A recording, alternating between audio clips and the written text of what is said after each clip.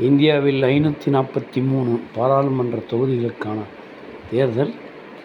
தேர்தல் ஆணையத்தால் கடந்த ஏப்ரல் மாதம் 19ஆம் தேதி தொடங்கப்பட்டு ஜூன் 1ஆம் தேதி முடிக்கப்பட்டதுன்னு சொன்னேன். இது 7 கட்டங்களாக இந்த தேர்தல் நடத்தினாங்க. எல்லாம் நடத்தியிருந்தாலும் இந்த தொகுதி 543 தொகுதிகளுக்கும் கிட்டத்தட்ட 950 வேட்பாளர்கள் போட்டிகிட்ருக்காங்க.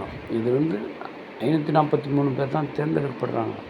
மொத்தம் போட்டியிட்ட வேட்பாளர்கள் 950. இதனுடைய முடிவு நாளை வெளியாக உள்ளது. ஓட்டு எண்ணிக்கை 8 மணிக்கு தொடங்குது.